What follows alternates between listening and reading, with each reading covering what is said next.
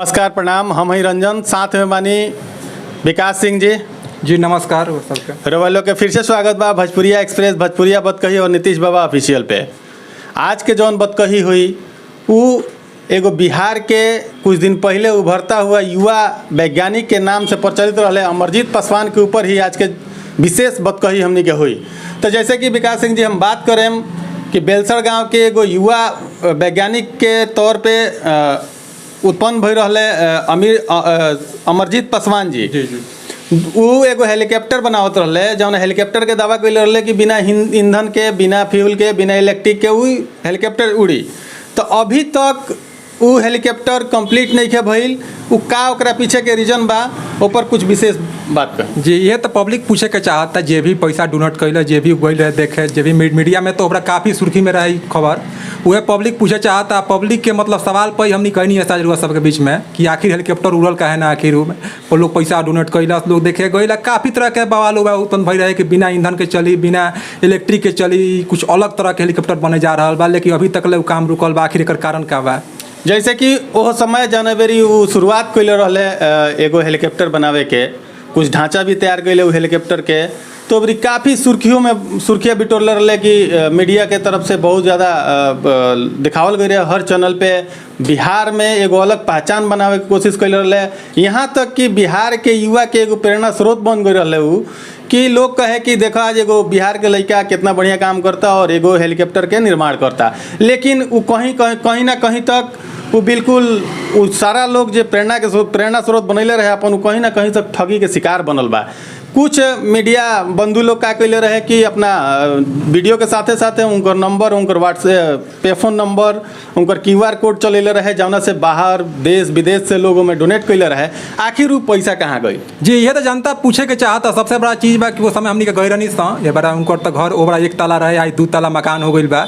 काफ़ी पैसा डोनेट भइल, जहाँ तक देश के अलग अलग जगह से लोग पैसा डोनेट करे रहे, पूरा बिहार से लोग डोनेट करे रहे और नज़दीकी वाला लोग तो कैला ही रहे। लेकिन अभी तक ले सबसे बड़ा चीज़ ये बा कि उनकर दिमाग काम नहीं करत नहीं के बड़ा कि ढांचा तैयार कर दिले, लेकिन वो हेलीकॉप्टर उड़ी कैसे, उनकर दिमाग बड़ा काम करत बाना। कुछ दिन पहले हमने के टीम गई रहे, लेकिन इंटरव्यू लेवे से मना कर दिला, कहले कि अभी इंटरव्यू ना देम, अभी ऐसा ऐसा दिक्कत बा। लेकिन सबसे बड़ा यह चीज़ बा कि उनकर दिमाग काम करत नहीं के हेलीकॉप्टर तैयार उड़ी कैसे, आविष्कार अब कैसे तो होइए कर कहीं से कहीं तक वो जायज़ ना रहल शायद। ऐसे वो अभी तक हेलीकॉप्टर अर्ध निर्मित बाटे, वो कंप्लीट नहीं खे भइल। जहाँ तक ले अगर देखे के हमें सुने के मिलल बा अदर जैसे अन्य वीडियो से के माध्यम से हमनी के देखले बानी सन कि वो इंजन के तो कहीं से कहीं तक शायद हमें काम लगभग नहीं खे भइल। ढांचा तैयार बिल्कुल बाटे। तो ई अगर ऐसा काम कल गई बाटे कि बिहार के एक बार सुर्खियों में ला के ऐसा चीज़ के सुर्खियों में ला के एकदम नीचे धरातल पे गिरा दिहल, ये कहाँ तक ले जाइज बा? कहीं से भी जाई नहीं के। सबसे पहले जनता के उल्लू बनावल गई बा में, जनता के ठगल गई बा, जनता के पैसा लेके जनता के ठगल गई बा, जनता के देखा के कि हई काम होई, हेंगा उड़ी, हेंगा होई। लेकिन अभी तक लोग में केवल ढांचा बनल बा, अभी ले में इंजन के काम भी नहीं के चालू भइलो में। आ गईला पर जब तरह तरह के बात लोग बतियावता कि हेंगा ना हेंगा, लेकिन सब झूठ बाटे में। ये हेलीकॉप्टर उड़े वाला नहीं के में, काफ़ी जनता में ठगी के शिकार भइल बा में। जैसे कि बहुत सारा चैनल वाला लोग जाके वो कवरेज कैले रहे जब उनकर निर्माण चालू भई रहल। अभी वो सारा मीडिया बंधु लोग बाटे कहाँ, वो लोग के भी जाके अभी कवरेज करे के चाही कि पूछे के चाही उनका से कि ऐसा का गलती काहे भइल कि तू इतना अगर एक बेर बात अगर कह के बड़ा बड़ा बात कैलो, जनवरी तू निर्माण करत रहा, ये बेरा काहे तू जौन वादा कैलो पर पूरा ना कैलो। तो विकास सिंह जी हम बात करें कि जैसे अभी शायद वो एगो साइकिल के निर्माण करता रहे, साइकिल बनैले बड़न।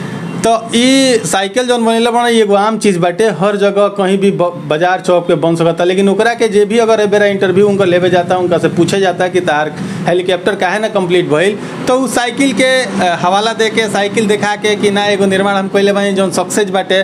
तो साइकिल और हेलीकॉप्टर में बहुत ज़्यादा अंतर बा विकास सिंह जी। सही बात बा।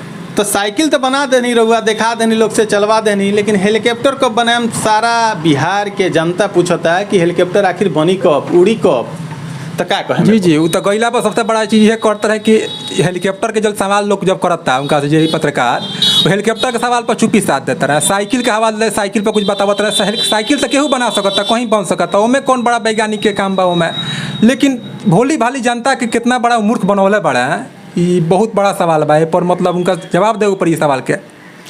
हम फिर से एक बार रिमाइंड करम सारा वो पत्रकार बंधु लोग से, मीडिया बंधु लोग से, जे भी जाके वो बेरा कवरेज कैले रहे, बड़ा देखैले रहे, बहुत जगह तक वीडियो वो लोग के चल रहे, बहुत हद तक बढ़िया चल रहे, तो वो लोग फिर से जाके एक बार वो युवा वैज्ञानिक से सवाल करो कि लगातार डेट पे डेट देहला के बाद भी राउर हेलीकॉप्टर अभी तक काहे ना उड़ल। ए पर सवाल कईल एकदम जायज बा और जरूरी भी बा। पूरा बिहार के जनता पूछता है कि अभी तक हेलीकॉप्टर उड़ल काहे ना। यही के साथे साथे फिर से हमनी के मिलेम सन अगला वीडियो में। जब तक के लिए नमस्कार, जय हिंद।